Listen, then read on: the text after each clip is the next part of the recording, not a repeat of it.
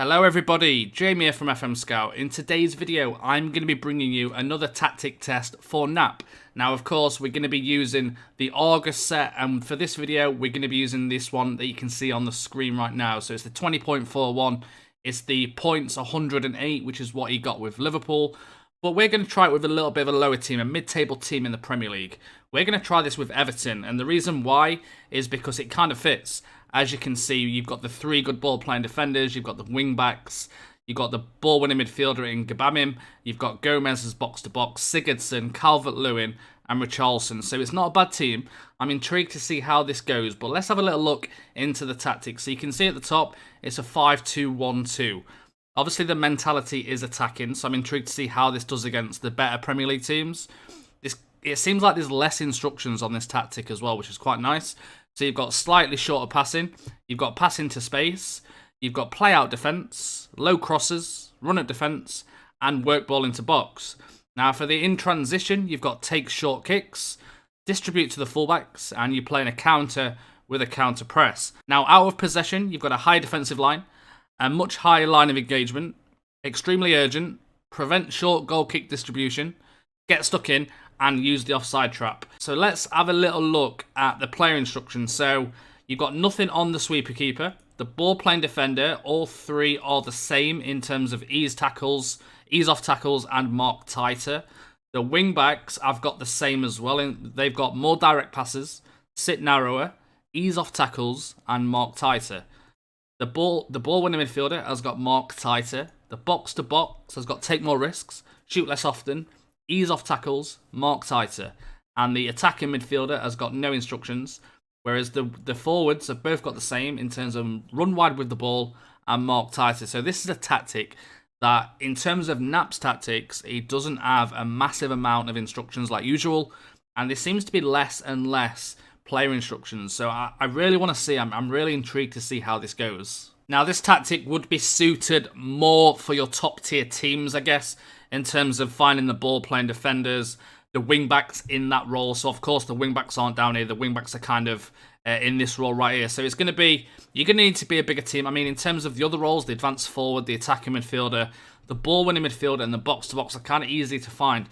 And I'm seeing more and more in kind of the lower leagues, you are seeing more and more ball-playing defenders. So it might not be it might be an option to try it in the low leagues, but obviously I want you guys to let me know in the comments if you plan on giving this a go. I also want you to update me in the comments, and I can pass your comments on to the guys who test it, and let me know, because we're really intrigued to see how this does for you. Hopefully we can find you a good tactic to try with your team if you are struggling to look for tactics. But yeah, without further ado, let's go forward a year and see just what Everton did with this tactic. Now, this tactic has really surprised me. You can see we finished second in the league. I've never been quite so annoyed at a sim in the fact that we were so close to winning it. Literally 4 goals over the season, and we would have won the league over Liverpool. We finished 10 points clear of Manchester City, but you can see 8 drew. We won 26.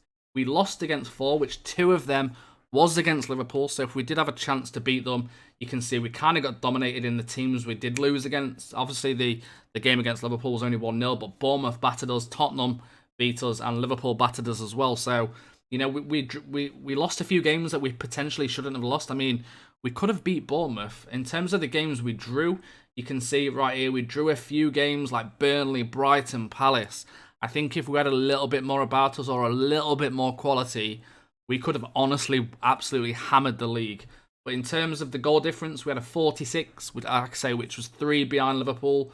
We only conceded 33, which again surprised me. In the last test we did, we actually conceded quite a few goals with West Ham, but we scored a lot as well. But in terms of this one, we scored 79.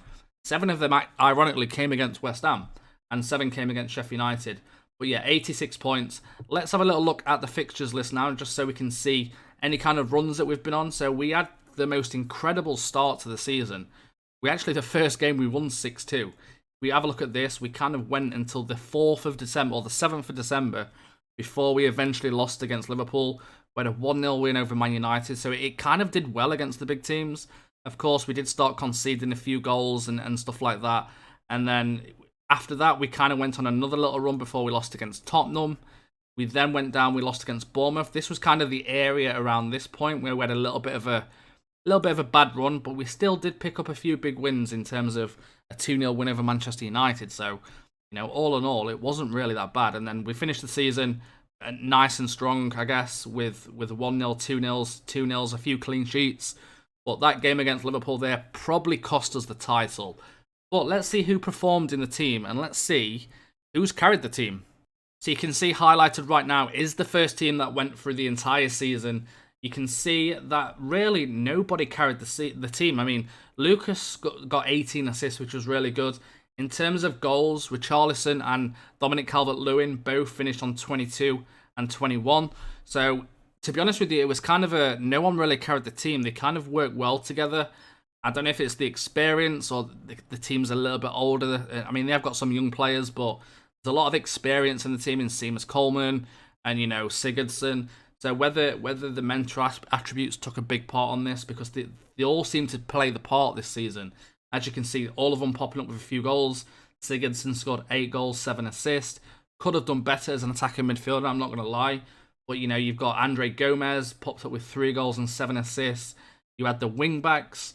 Of course, the wing-backs you can see is a main part of this. Both wing-backs had 28 assists. So, wing-backs heavily rely on this tactic. So, bear that in mind as well, of course. You can see on the sub-bench as well, a few players popped into the team. And yeah, Moise Kean also had a feature a few games this season where he had 5 appearances, 6 goals. So overall, in terms of kind of the goals and the assists, really, really strong from the whole squad. So possession-wise, we finished 14th in terms of possession. We know the possession's not generally high in these tactics, so if you are looking for a possession-based tactic, this is probably not it. It's very an attacking and aggressive tactic, so which is why we finished 14th. But we finished second in the league, despite finishing 14th in the average possession. And you can see with the yellow cards as well, we finished top of the yellow cards on 98, just a few more than Aston Villa. Of course, our form was great. Our away form was incredible. So if you are looking for kind of an away tactic, this kind of works as well as a home form. But that's just kind of the form recently. You can see we won 6 games in a row. In terms of the attacking style, though, we scored 79 goals. So we scored the most goals in the entire season, which is really incredible. Our 38 matches, 9 corner goals, cross completion ratio. So I mentioned about the wing backs. You can see our cross completion ratio is 26%. So we completed 395 crosses, of course, scoring 79 goals. We were second in the crosses completed, just a few behind Liverpool. Of course, Liverpool won the league. So again, I'm going to keep saying it, but wing-backs are extremely important in this tactic with the assists they got and the amount of crosses that they're completing. Very imperative you get great wing-backs. Chances created, we finished top, 139 in terms of chances. So imagine if you use this with a bigger team like Barcelona or something like that. I feel like this tactic would excel in Spain with the wing-backs and the ball-playing defenders. Let me know in the comments, because I want you guys to go and try it with Barcelona or Real Madrid or someone like that. I really think this tactic would be incredible in Spain, just based on the style that they play.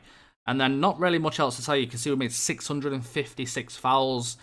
In regards to kind of the whole squad, you can see Richarlison finished on 20 goals, which was 3 behind Sergio Aguero, so a good season. And of course, I'm assuming 4th would be Dominic Calvert-Lewin. Average rating-wise, Richarlison finished 3rd as well, and the most assists was Lucas with 17 in the entire league. Yellow cards, we actually didn't finish top of that, so I'm proud of that. And clean sheets, we kept 16. So as Everton, in comparison to the current ability with most of the other teams, is much higher in the Premier League than Everton. So for us to have 16 clean sheets is pretty incredible. A little bit of tactical analysis now. You can see we had 73 clear-cut chances with this tactic. You can kind of see on the right-hand side the goal locations as well. 40 came from just here. But in terms of like the goal types and stuff, we had 45 place shots, powerful shots. I want to see the assists, because I'm assuming the assists kind of came from the wing-backs.